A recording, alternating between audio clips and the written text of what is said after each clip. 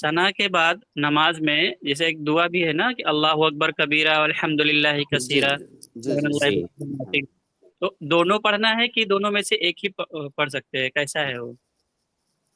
بھائی کا سوال شیخ دعائے ثنا کے بارے جی میں ہے، جس کو کہ عربی میں دعائے استفتاح کہتے ہیں۔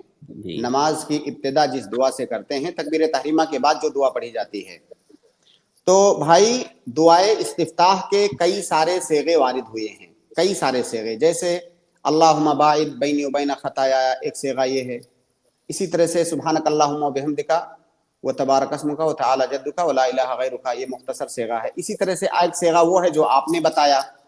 تو دعائے ثنا کے مختلف صیغے وارد ہوئے ہیں، لیکن صحیح قول کے مطابق آپ ان دعاؤں میں سے کوئی ایک دعا پڑھیں گے، آپ کو اختیار ہے کوئی ایک پڑھیں، اور بہتر یہ ہے کہ کبھی یہ دعا پڑھیں، کبھی دوسری والی، کبھی تیسری والی، ان مختلف دعاؤں کو الگ الگ نمازوں میں پڑھیں، کیونکہ ایک قاعدہ ہے اللہ کے نبی صلی اللہ علیہ وسلم کی سنت، کوئی سنت اگر کئی اوجہ سے ثابت ہو، کئی طریقوں سے ثابت ہو، تو ان تمام طریقوں پر ہی عمل کرنا چاہیے باری باری، کسی طریقے کو چھوڑنا نہیں چاہیے۔ البتہ کوئی ایک ہی دعا کو ہمیشہ پڑھتا ہے تو ایسا نہیں ہے کہ وہ کچھ غلط کر رہا ہے، لیکن بہتر یہ ہے، افضل یہ ہے کہ ان تمام اذکار کو الگ الگ نمازوں میں ان تمام اذکار کو پڑھا جائے۔ اس کے کئی سارے فوائد ہیں۔ ایک فائدہ تو اس کا یہ ہے کہ اللہ کے نبی صلی اللہ علیہ وسلم کی تمام سنتوں کو آپ زندہ کر رہے ہیں۔ دوسرا فائدہ یہ ہے کہ اللہ کے نبی صلی اللہ علیہ وسلم کی ہر سنت پر عمل کرنے کا آپ کو اجر مل رہا ہے۔ ایک تیسرا بڑا فائدہ یہ ہے کہ جب الگ الگ آپ دعائیں پڑھیں گے تو اس کا فائدہ یہ ہوگا کہ استحضار قلب رہے گا۔ اس کا مطلب یہ ہے کہ اگر ہر نماز میں آپ ایک ہی دعائے ثنا پڑھتے ہیں تو آٹومیٹک آپ کا دماغ کہیں اور بھی ہے، تو آپ کی زبان سے دعائے ثنا نکلتا جائے گا اور آپ اس پہ غور نہیں کریں گے، تب بھی آپ کو بھولنے کا کوئی خطرہ نہیں ہوگا۔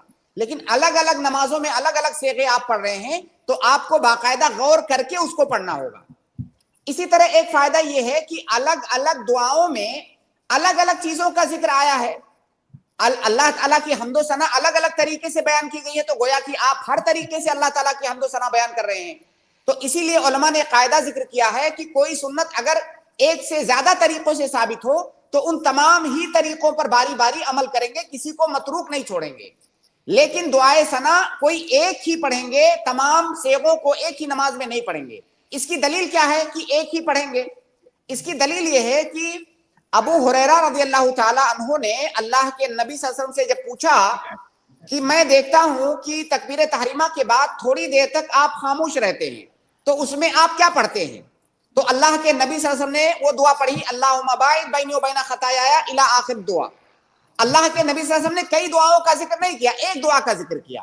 لہٰذا ان تمام دعاؤں میں سے کسی ایک دعا کو پڑھیں اور کوشش کریں کہ الگ الگ نمازوں میں الگ الگ دعائے ثنا کے صیغے پڑھیں۔